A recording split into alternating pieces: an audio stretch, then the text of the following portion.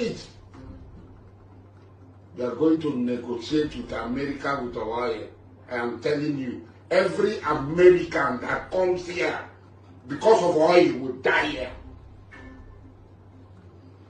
Every American that comes here because of the oil of the top people will die here, will not live here. That they want to take the oil of the top people to give to it for people will die here. They will all die here. Okay, finally, we've seen the Joy Youth in big celebration as regards the Mossad finally clamping on Asari Dokubo. This is somebody that has spied a lot of youth in the Niger Delta, also in Biafra, Anambra, in Abia State and different parts of the southeast. Asari Dokubo attests to the fact that his men are the one buying people there in the southeast. We don't know whether it's because of them wanting to make the Igbos become Muslim, because he said the Igbos are the one killing the Muslim there in the southeastern part of Nigeria. But we see in the Mossad now, as I'm talking to you now, Asari Dokubo is on the run. He's in panic, he's in silent as regards the Mossad finally placing his house under surveillance. And a lot of people have said he has run to Benin Republic. What's your take as regards this? Well, very unfortunate, but quite fortunate for some people. Asari Dokubo has been threatening the United States of America. Asari Dokubo has been threatening the military presence, U.S. military presence in Nigeria. Asari Dokubo has gone to an extent and threatened the entire battalion or the military deployment in Nigeria. And the funniest thing is that, and he went ahead and said it very clearly that he belongs to the northern part of the country and that he was planted in that area to carry out, the wish of the northern Fulani, who are majorly Shiites, and of course, to an extent, the Sunnis. And he claimed to be a Muslim, a jihadist. That's what the picture is actually, portraying. And we don't know how Asari Dokubo come to that level where he started threatening American government in Nigeria. But let us dive a little bit into who Asari Dokubo was, even before now. And he can tell you at a certain point his narrative and his ideology of what he used to believe began to change. Immediately he came in contact with Bola Ahmed Tinubu. And remember, there was a certain time he made a very clear statement that it was Bola Ahmed Tinubu that made him. And that goes far to tell you that Bola Ahmed Tinubu is completely a pro-Northerner, a pro-Muslim, and to an extent, and might be very suspicious over what is actually happening in Nigeria. In one of his interviews, Asari Dokubo claimed to have a direct link with Iran. And you can see very clearly that what is happening in the world now, especially in the Middle East, there is escalation of threats and war going on now in the Middle East, because the late Ayatollah Khamenei refused to step down on uranium enrichment, on nuclear program that was embarking on. And so therefore, the world leaders themselves now decided that there should be a regime change, that they cannot allow nuclear weapons to be in the hands of people who have decided to champion an ideology that has to do with radicalism. But let us concentrate, that's not where we're actually going, but just to give you an insight. But unfortunately, I don't know how funny Asari Dokubo has just become recently, but you can see at every point in time, where he is threatening from his Degema local government, LM Karabare, where he actually dwells. There is belief that the U.S. And of course Marine has already started conducting surveillance on him. He may not have known that while he was coming on the public and threatening, the interests of people who want to save the Christians in Nigeria, who want to stop the killings in Nigeria, you are threatening them. They never attacked you. They never did anything. So whose interest is Asari Dokubo representing in South?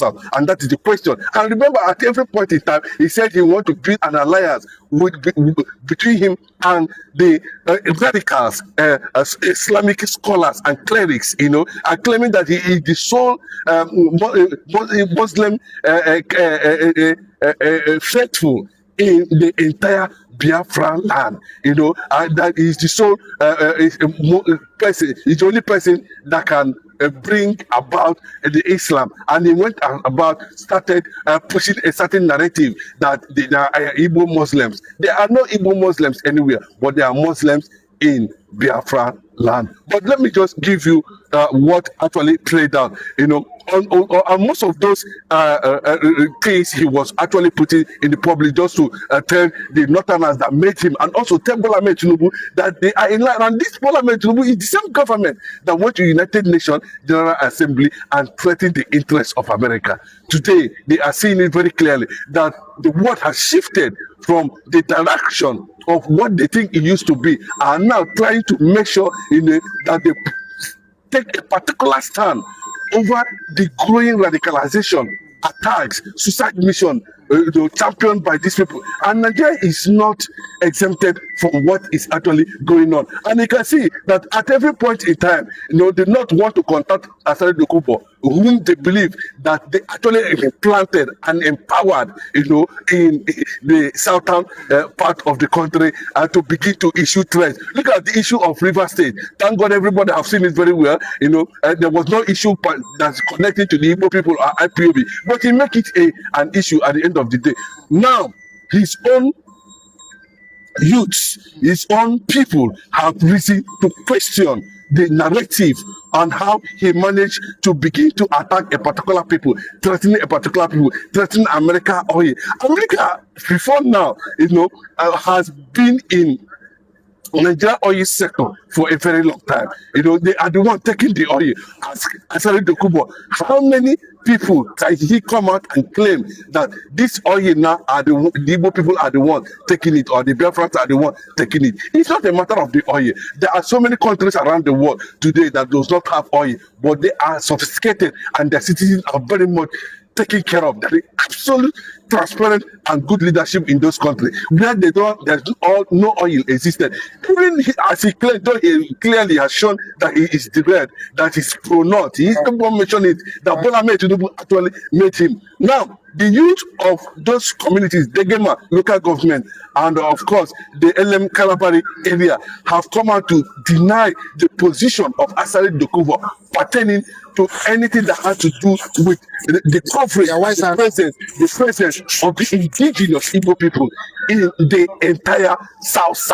The entire South. You know, there's no how. Even in his own he's claiming to be an Ijo man, right there in Ijo land, the people who are predominantly Ijo people, I can tell you that 55% of them are Igbos. So they are telling you that all those things, that if there's anything that happens tomorrow, you know, that the people of South will definitely join the Igbo people. That the Igbo people are not the problem of the South. That it is the likes of Asari Dokubo, them are the problem of the South, because they are the people who opened the doors and supported, you know, the jihad, economic jihad, in sabotage in the resources of the so-called Niger Delta. Let me just put it that way, you know, that are not even beneficial to his own people. How many people have benefited from the resources of that Niger Delta, apart from where you see the likes of Hassan Tombolo and the rest of them, you know, another? But I don't want to put Tombolo in the picture. I think to an extent, Tombolo has shown maturity, you know, have shown, even though he understands the situation on ground, but he never come out to abuse any trap and cause commotion. But Asari Dokubo is still talking about, you know, threatening the most powerful nation, the most powerful president in the world, which everybody can, you know, attest to. So that means what he's saying, that he has a direct support and a direct link from Iran, is the reason why we just noticed that all of a sudden the Mossad now publish his name on their online page, and he clearly stating, according to that report, that he is a potential terrorist. All the coastal countries on the Mediterranean Sea in the Northern Africa, number one, Western Sahara, that is with Mauritania, Nouakchott as their capital city. Then you have Algeria, Morocco, Tunisia, Egypt, and Libya. These are Christian countries before, Christian and traditional worshippers. You see what happened? the Arabs attacked with the Islamic ideology, defeated all this country and forced Islam on these countries. I don't want to understand. You know why I'm telling you this? Traditional worshippers and Christians and the Muslims can never cohesively exist together, because the Arab ideology, based on what they are telling people about Islam, is all about forceful killings. Yeah, dismissing of any infidel. They said infidel is a man that doesn't believe in Allah. And they have not actually come out with the true definition of whom Allah is.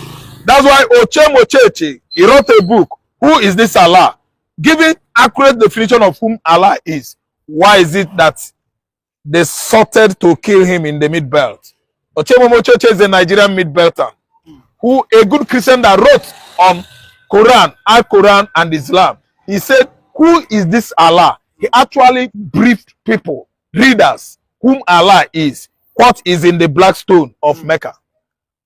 If we could all coexist together, why is it that the author of satanic verses, based on what Salman Rushdie taught the entire world about Quran, he was actually sorted to be killed in 1984, and Salman Rushdie absconded into UK from United States, and he was placed ransom, booty on his head. That's why Christians and Muslims could not exist. What about Turkey? You have traditional worshippers in Turkey. The Turkish are the Kurdish, and they were Christian mostly. Systematically, these Arab Muslims attacked Turkey, brought down and defeated the Christians and traditional worshippers in that country, and today they prevailed on Turkey. Turkey is an Islamic state. The same thing is going on systematically in Nigeria. Yoruba man turned his back on that. Yorubas are Muslim, half. Yorubas are Christians, half. Food, Erongbe, Aromalu, made them forget that systematically one day the entire Southwest will be converted to Muslim. A religion that is so strange to Oyedeko. A religion that is so strange to Baba Adeboye. A religion that almost Yoruba Christian could not tell much about. Why are they feeling reluctant? It was only the Igbo man that is fighting tooth and nail. We are red in the southeast. The bandit could not come there and mess Igbo man, because our religion is Abrahamic religion. That is Judaism that gave birth to Christianity. Listen and listen, go. Asari Dokubo fighting. Yes. Because they said it's dominated by the Christian, but they find the Muslims there. No Christian in Igbo land can lay his hands on Muslims. They come to us, they work with us, we coexisted with them for over 56 years now. We don't buy people. Christians don't buy people. Muslims have actually employed themselves in Nigeria to be buying Christians. After buying Christians, God, not my God, Allah, we give them 72 virgins in their heaven, not in the general heaven where Abraham lives. So these are Islamic teachings and doctrines, very far away from Christians. Don't mind Asari Mojid. Alhaji Asari Mojid Dokubo is a child that has always eaten too much. His stomach is bloated as a result of too much food, and he doesn't reason well again. Asari Dokubo is a spoiled child. Don't listen to him. So when you talk about United Nations organization recognizing what United States is doing, I'm telling you that simple. America is doing what they're doing to promote Biafra, to make sure that Christian genocide is not on course anymore. Why? Because Aisha Mohammed, the permanent secretary to Antonio Guterres, the former Portuguese prime minister turned United Nations Secretary General, is no longer at work. That old woman is the person that has been stopping United Nations from playing the role they are playing right now, which is too late. Christians died in their large number. It is too late. Much blood of Christians have been wasted in the north, northwest, and northeast. Now, Aisha Mohammed is soft pedaling. And Antonio Guterres, who I always describe, defined as a luku, he has now stepped into action. Why? Because Donald Trump, Mr. Truth, that doesn't take nonsense, has come. He's doing the work of United Nations. United Nations in conjunction with Hamas and Hezbollah, we are busy attacking Israel. Right from 7th October 2023 until Israel actually came out as lion of the tribe of Judah they are. Now they started condemning Israel that Israel is committing genocide. What about what Hamas committed in various provinces, communities in Israel? Killing little children, frying them on the frying pan. Killing mama, killing papa, cutting ladies' breast, playing football with the lady's breast. That girl, that lady was given birth to by parents. Hamas, Hezbollah, they actually received what they could never believe in their life. Because Israel rushed them, fighting Syria, fighting Yemen, fighting Lebanon, fighting Iran, fighting over 7 Islamic countries in a row from 2023 till date, and they absolutely defeated all of them. Is that not what applauding? See, let me tell you, time has come. United Nations is going to do more than what USA is doing under Donald Trump, because this world is supposed to be a better place for everybody. It is never a better place for radical Islamists who are seeing their Allah as the only Allah in the universe. If Allah is their God, that is for them. God of Israel is my God, and the God of all Christians. We can never sit back here and watch radical Islamists like Al-Shabaab, Al-Qaeda, ISWAP, Fulani headers, and the Boko Haram, overrun entire Christian communities in Nigeria. We should stand up. Igbo emancipation, Biafra emancipation, protection for all the Christians in Nigeria is the utmost objectives of United States of America, and they are doing well. Okay, but what's the take as regards the Sultan and the Northern elders saying that what now Trump to not intercede or interfere on the affairs of Nigerian nation, that we can get united again, and Nigeria can remain one, so that we can live in. Do you agree with him? Bribe could not even stop Trump. Trump was given $9 million by this administration that is bent on annihilating Nigerians. The bribe could not go. $9 million could not convince Donald Trump to back down on war against insurgency in Nigeria, let alone those dirty Muslim elders in the north who are coming out with all this kind of, let me say, dangerous ideology of unity and the integration. Who is united in Nigeria? It is a very dangerous unity. Some unity is for peace. Some unities are for peace. Some unities are dangerous. The kind of unity we are enduring in Nigeria is a dangerous, risky, and jeopardized unity. A unity whereby you find yourself, yet if you sleep, you cannot close your 2 eyes. A unity that has finished Christians in the mid-Beltan states of Benue and the Plateau. Even Niger State is not left out. So that kind of unity, they are suggesting, telling Donald Trump to leave Nigeria, that if we are living in unity, Muslims are killing Christians. They are Islamizing the whole communities. Christian communities in the southeast state of Ebonyi, Christian communities in Oyo State and Ochon State, Christian communities in the northeast, Southern Kaduna, Zamfara, and so on and so forth. Don't you know that Sokoto Caliphate is the headquarters of Islam in Nigeria? Yet, all the Sokoto indigenes were Christians.